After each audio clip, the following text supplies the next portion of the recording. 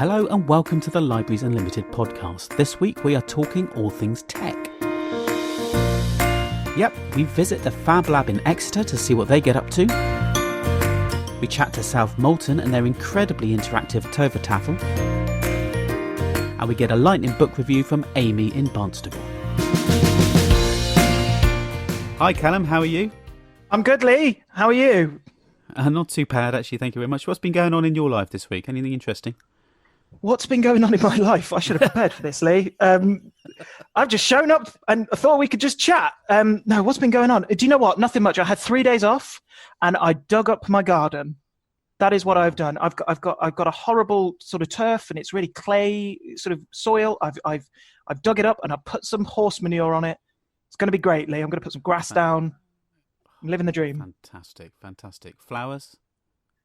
Maybe. Look, yeah. We can all imagine crazy things, Lee, and maybe some flowers. Lee, what about you? How was your weekend? Come on, keep it professional, Lee. Keep it professional. I actually can't remember. That's how interesting Brilliant. It's been. Yeah, it's oh been right, I see. Yeah. Because if you can't remember, that means it's either really, really good or just really boring. Well, since the government's kind of like given us a bubble member of the family to visit again, so we've had our daughter down to say hello, which is great. Oh, amazing! Yeah, it's been a long time since we've seen her, so that's been really fun. And we play lots of games in our family. We've been playing tons of games. That's been really getting us through this. Online games, Jackbox TV, absolutely fantastic. But also, I love Jackbox TV.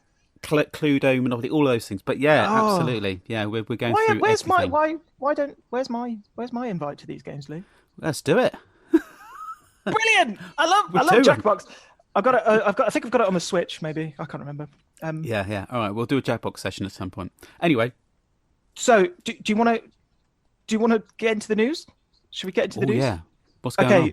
Before we hear the theme tune to the news, I'm going to just say that within the last few days, our chief exec, Alex Kitto, who was in episode 1, released a press release to the world to basically inform everybody about what we're doing with libraries over the next couple of months.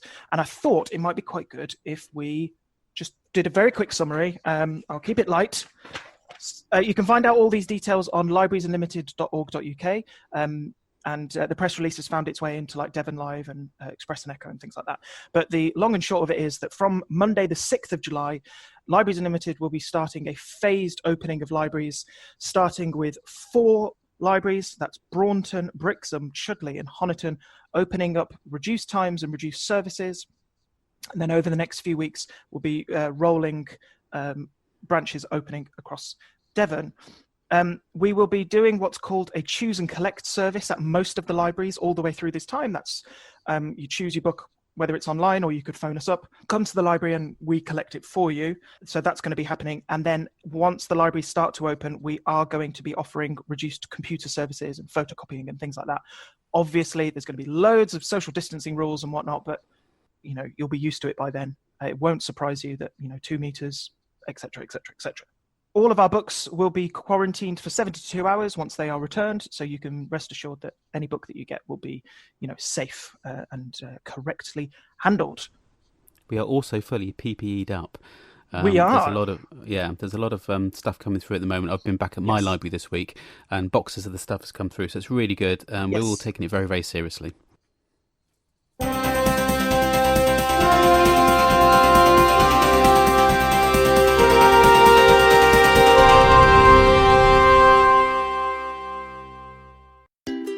Hello, I'm Jane, the supervisor at South Molten Library, the first library in the southwest to have a Tovertafel. You'll have to excuse my pronunciation. Tovertafel is Dutch for magic table, and I'm going to attempt to describe what this amazing piece of tech does and how it's brought joy to visitors of all ages and abilities. So the Tovertafel is essentially a projector which beams beautiful coloured images onto a surface, normally a table, where they can be manipulated and interacted with by one or several pairs of hands. At South Molten Library, we have access to the dementia-friendly suite of games. Select the game called Masterpieces and an elaborate picture frame is projected onto the table.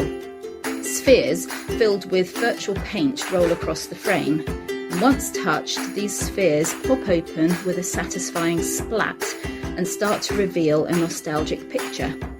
It might be of an old master, it won't be of an iPhone. When complete, it allows the participants to recall a memory or provoke a discussion. Other games include a sayings game, a jigsaw puzzle, kite flying, koi carp, and a beautiful music box, which you can see in action on our South Molten Library Facebook page under videos. The designers of the games were looking for ways for the generations to interact successfully, especially if one of the group has memory loss or learning difficulties. The Magic Table can be easily accessed and enjoyed by the very young, the very old, and all the ages in between. It's been a real icebreaker in the library.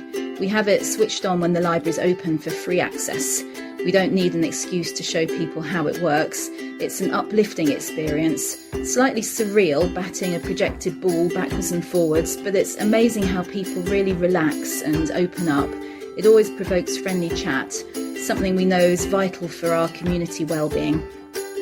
We're just the proud custodians of the Magic Table. The equipment was bought by the fundraising efforts of South Molten, a dementia-friendly town, and local charities, in particular the Rotary Club of South Molten, after seeing the table in action. A local lady with late-onset dementia sat down and started to sweep the table full of projected leaves into piles. Her husband said it was the first thing that had interested her in weeks. Someone got her a hand brush and she kept sweeping, with a beautiful expression of calm on her face. There wasn't a dry eye in the place. Several people visit the library especially to brush the projected leaves. The familiar action is really therapeutic. It's got to be experienced to be believed. The children love rustling through the leaves and finding the ladybirds. We've also used the Magic Table for interactive story time, particularly cool. The Tovertafel is a great asset. It's encouraged people to visit the library that were unaware how much actually goes on in libraries and how vibrant and creative modern community libraries are. Have you ever seen the Tovertafel? I have seen images of the Tovertafel, and I've been very impressed with it. I've definitely seen a little video with people who've suffered with dementia, really enjoying it, and I've seen the leaves being rustled about and things like that. But I am fascinated with the koi carp. I think I'll have to go down just to see what that's all about. Okay, so there's a lot of tech about in different libraries, but I mean, in Exeter Library, you've got some really great tech there. I mean, you've actually got a whole room full of it. Can you tell us what that's all about? Well, I think it would be better if I got the managers from the Barnstaple and Exeter FabLab to come in and talk about it rather than me. So, Carola and Marcus, thank you very much for joining me. How are you both doing today? Very well. Yeah, we're good. Yeah, good. So who are you exactly? Like, why have we invited you onto the show? So, I'm the digital making tutor at FabLab Exeter. We both work for FabLab Devon. I've worked at the FabLab for around a year now. And yeah, we're based in Exeter Library. Hello, I am the counterpart for Barnstaple Library, so I'm the digital maker tutor there. I've been at my role for almost 2 years. It will be 2 years in October. And so you both work for the FabLab. What exactly is the FabLab? An amazing room of creation and magic, of tech and fabrication machines. It's a great organisation that basically we're aiming to educate people on technologies. And what sort of technologies do you have in there? A variety. So we've got a lot of CNC machines, and they include laser cutting, our 3D printers, our vinyl cutters, our embroidery machines. We even do some 3D scanning of people, which is fun on occasion. So I see the Fab Lab as a space where, everything Carol has said, but also where people bring an idea and they make it happen, they bring it to life. And I agree with the analogy of magic that Carol has said. It's great to see people bringing something to life that's a concept and then take it forward from there. So wait, sorry, when you say bring to life, like what sort of thing are people bringing to life in your Fab Lab? All sorts of things. People come in and make prototypes for something that maybe they want to take forward with their business. Some people come in purely because they want to make gifts for people. It's really wide. That's the fun in our job. You never know what people are going to make during the day. People transform drawings from 2D to 3D. They do architectural builds. They have used it for prototype making. So when they just think of something, they then create it and bring it to life in person. So anybody can just walk into the Fab Lab and start using a 3D printer?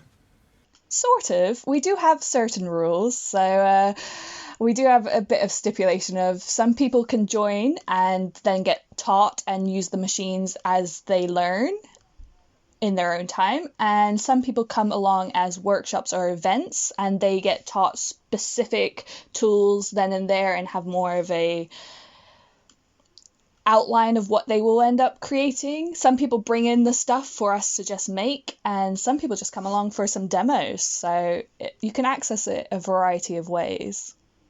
There is just so many amazing things that people come up with. We see different things every day. I had someone from Switzerland who'd used a Fab Lab over there, and she came and created a fantastic silk scarf using our vinyl cutter. We've had people make their wedding guest books on our laser cutter. We've had people prototype robotic cars and vehicles. We've had people we recently did with a lamp the color changing USB lamp that we did laser cuts, and it was really lovely. So you can make things from like LED lights to scarves. It seems like such a wide range of things like that people can kind of just walk in and use. Like Marcus, I heard that there was a T-shirt printer. Is that right in Exeter? Yeah, Library? we also do dye sublimation, so you can take a design in almost any format and then print it onto a special transfer paper, and then we heat press it onto a T-shirt. And yeah, it's as good as you get in a professional shop.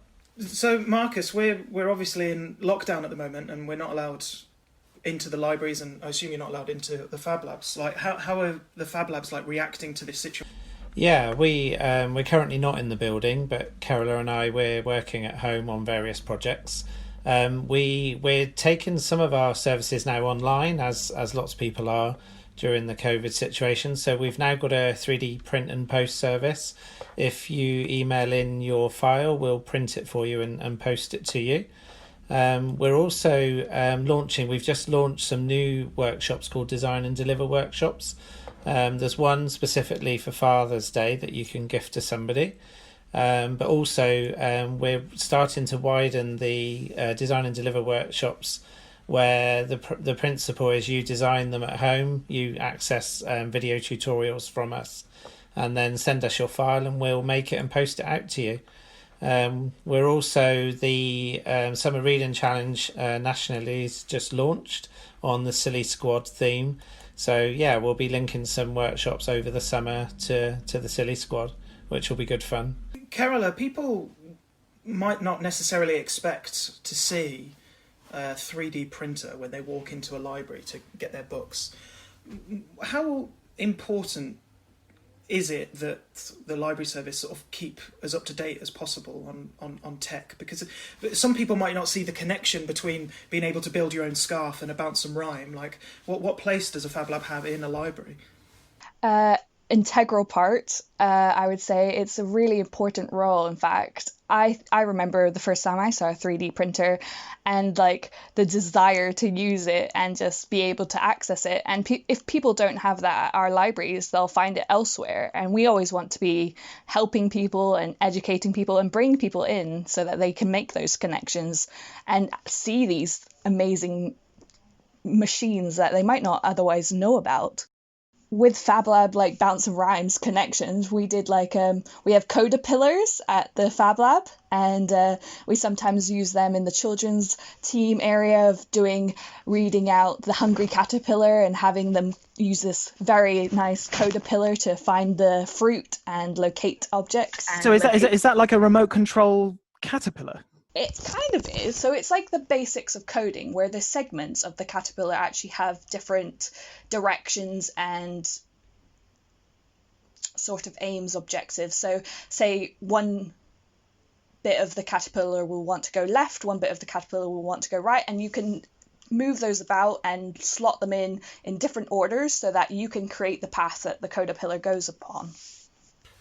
We had a guest on the podcast a couple of weeks ago called Tabitha, who talked about how when libraries first opened, hundreds of years ago, their kind of number one priority was to offer information to people who wouldn't have access to those things. She kind of argued that if there was no such thing as a library and somebody decided to build one today, it definitely wouldn't just be books on the shelves, because information and technology can be kind of gifted in so many different ways now, and the FabLab seems to really fit that kind of ethos. Like, you can't just get a 3D printer.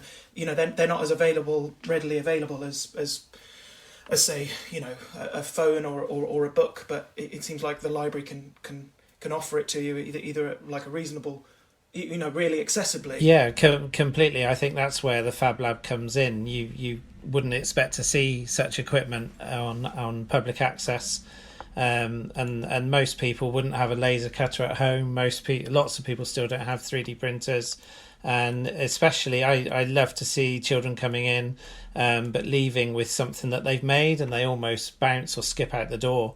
It's really powerful to design something and make it, and walk out with it at the end. It's really exciting. Yeah, I remember we never had a FabLab back in my school days, but the kind of woodwork, metalwork, technology lessons were kind of my favourite.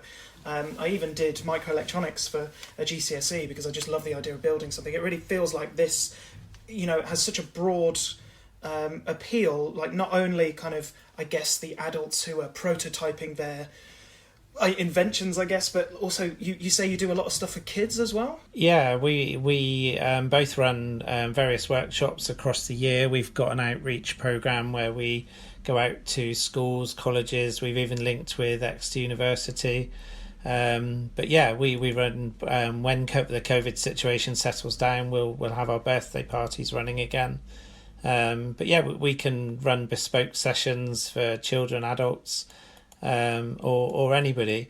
One thing that sticks out to me from a make is we had a group with young adults with disabilities called the Pelican Group come in for a series of workshops, and they were making things out of glitter acrylic that were going to light up on the side of their wheelchairs.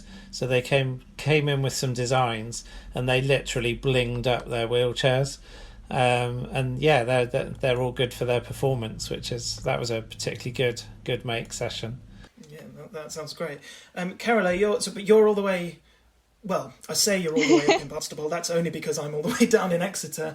Do you do a lot of outreach, like outside of the library? Do you kind of like? Yeah, definitely.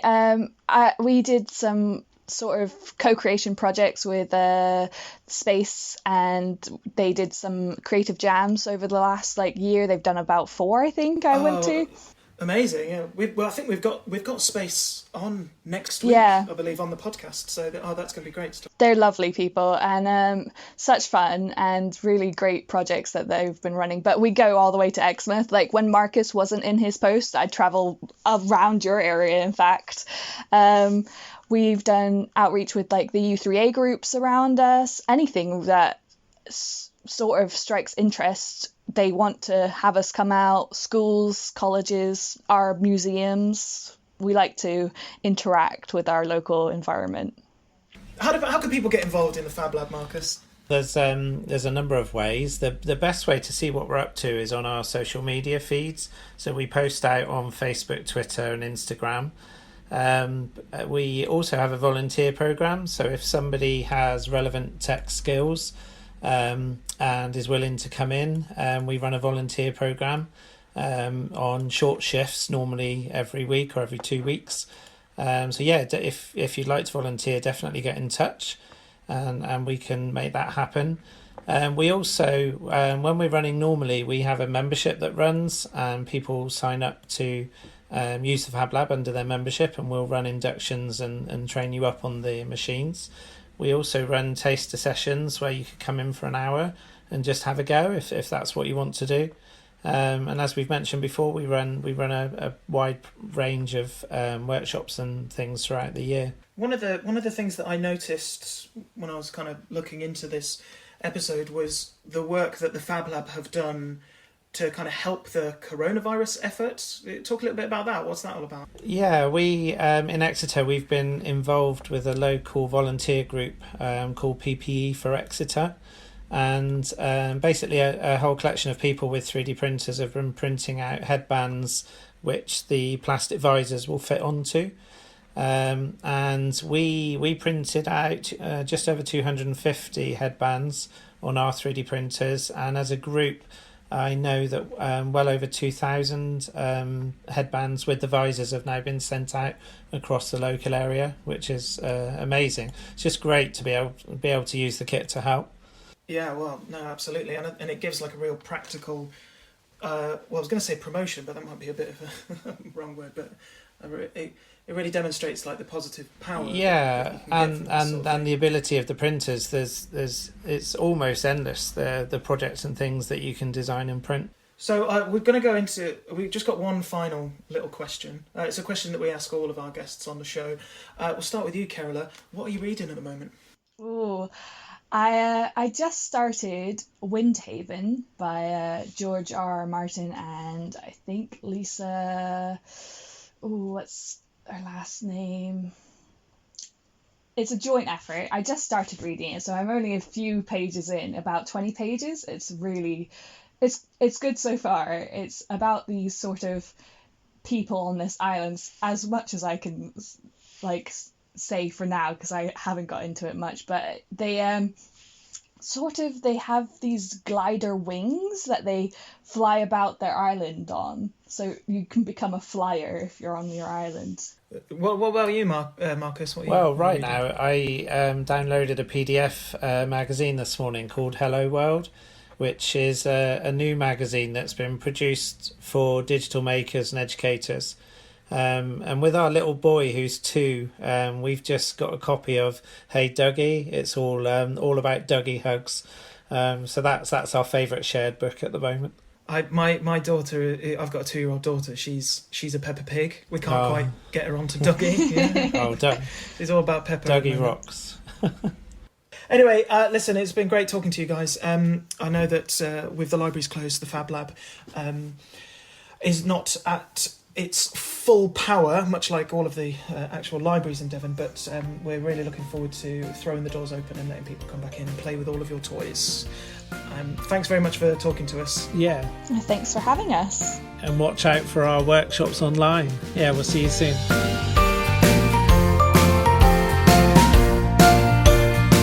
Well, that was interesting. That wasn't me doing the interviewing, it was you. How did you find the interviewing side of things, Callum? Lee, that's the last time I authorise you going on holiday. I enjoyed it. Listen, they were great. They were fantastic, but, it's nerve-wracking. You've got to control the space. You've got to, but no, I really enjoy working sort of next to the FabLab in Exeter. Whenever you walk past it, it really smells like a really kind of interesting workshop space, and everybody in there's always tinkering with something. So it is a fantastic space, and I'm really grateful that Carola and Marcus could come and talk to me. Have you ever seen anything really interesting come out of the FabLab, like a prototype of a new spaceship or something? One of the things that comes out of the FabLab are the designs that they do around Christmas. So they kind of have this whole sort of Christmas shop that, with full of Christmas decorations and things like that. And I always find that they're really sort of interesting. Children can go in and make something for their parents for Christmas. And, when you get like a 8-year-old really excited about the 3D print that they've just done, they're always showing you, and, it looks relatively basic, but I couldn't do it, so it's always really still quite impressive. I think that's kind of my favourite my favourite thing that happens. It's really exciting around that. Yeah, and one of the things Marcus is doing as well, or trying to get off the ground a bit more, is to visit other libraries and take the FabLab around a bit more. Yeah, because the 3D printers transportable, and they do like pop-ups everywhere. It's really good. Yeah, and Kerala, like she said in the interview, Kerala does a lot of like outreach for schools. So she takes a lot of the equipment to schools and things, which I think is really great, because it's really exciting if somebody comes in and can build something with a 3D printer. Nothing like that. Yeah, and they really get you involved. I mean, we had Marcus down at St Thomas Library about a year ago. We had a bunch of young people in, and they were choosing designs. They were designing T-shirts. Yeah, it was so much fun. Yeah. They really had a blast, and they've walked away with the T-shirts they've made. Yeah. And they couldn't believe what they were looking at. Yeah. Their designs on a T-shirt. An hour later, they're walking home with their design. It was a fantastic session. Yeah. It's time for the Lightning Review. So joining me today is the Senior Supervisor for Innovation and Development at Barnstaple Library. It's Amy Bell-Worfell. How are you doing, Amy? Welcome to the show. Hello, Callum. Thank you so much for having me on the podcast. And how are you? I'm good, actually. Yeah, we're recording this literally 5 minutes after I've woken up from a nap, so I feel like I'm a little bit sluggish. But we're gonna plow on. We're doing a lightning book review. We're gonna get the adrenaline up. Yeah. Do you know the rules? Do you know what we're doing with the lightning book review? Yes, I think so. I'm ready to give it a go. All right, cool. So, Amy Bell-Worfell, the Senior Supervisor for Innovation and Development at Barnstaple Library. What does that mean? What is a supervisor for innovation and development? It means all sorts, really. I help look after the FabLab at Barnstaple Library and our very lovely digital making tutor, Kerala, who I believe is on your podcast at some point, along with Marcus, who's the digital making tutor at Exeter. I think that this lightning review is happening mere minutes after we've heard the interview with them. So Oh, awesome. Amazing. Yeah, well, cool. Are you ready for the lightning book review? Let's give it a go. Okay, today I would like you to review Glass Women by Caroline Lee. Yeah, that's that on my bookshelf, and I haven't even opened that one. Stop the timer. Reset. All right, no worries. Let's go back. So the book that I would like you to review is Pine by Francine Toon. Oh, wow. Yeah, I remember that was really great. It's really ominous. It's really atmospheric. It's set in the Scottish Highlands. It's about a girl and her dad. And there's something really sort of mysterious is happening. She's experiencing these almost sort of paranormal things. The characterization is really good. The writing's really good. And I would heavily recommend it. I'm not going to give away the ending or what happens, because that is part of the story, how it all unfolds, and she's experiencing all these different things. Yeah, I haven't read anything else by her. Yeah, it was good. Wow. Well, that was an incredibly concise and quick review. Are you happy with the review that you've given, Amy? I think so. Good. Yeah, I got all the main. I actually remembered what the book was and the story, so that's really good. Yeah. Was that a worry for you that I'd pick a book that you? It was a worry. Right. The tension was killing me there. Well, it sounds like a book that you've read and that you recommend, but that you didn't want to tell anybody what was going on in it. Like no plots or characters. That sounds. No, I really genuinely enjoyed the book, so I would say go borrow it. Brilliant. From our lovely library stock. Well, Amy, thanks very much for joining me today. Is there anything else that you'd like to say before we sign off? I'd love to say how impressed and proud I am of all of our staff at Libraries Unlimited, how they've really risen to the challenge in these really difficult times. They're working hard, they're supporting each other, and they're all amazing. Oh, well, no, I can't agree with you more, Amy. Well, thanks very much for joining me, and we'll see you again soon. Thank you very much, Callum. Oh, That was very nice of her to say how great we are. Yeah, I think so too. You may have obviously noticed that I left in, I suggested a book that she hadn't read, and that happens all the time, every Lightning review. I bet it does. But I decided to leave it in this one just to demonstrate to people that sometimes it's not as easy as you think it is. No. Well, I suppose that's the thing, isn't it? If you're looking at the borrower record and they've got a book out, you can't guarantee they've read it. Exactly. And it could be sitting on the shelf. So that's the way it goes sometimes. And we've all been there. We've all taken books home and not read them. Yeah, I'd encourage the next person who actually does that and says it's on the shelf, say, well, guess what it's about. Guess what it's about. Why did you pick it up? You've got a minute to make up a story around the cover. Okay, that's the end of another podcast. Callum, what have we got to look forward to next week? Well, I'm really looking forward to next week because we are inviting our friends from Space who look after the youth service in Devon, and they're going to be talking to us about their youth provisions, their youth services, and their relationship with the library. Okay, Callum, I'll see you next week. Bye. See you next week, Lee. You've been listening to the Libraries Unlimited podcast. Libraries Unlimited deliver the library service to Torbay and Devon. So if you'd like to pop over to the homepages to see what's going on or even donate, please do. You can visit Torbay at torbaylibraries.org.uk or devonlibraries.org.uk. We'll see you there. Bye.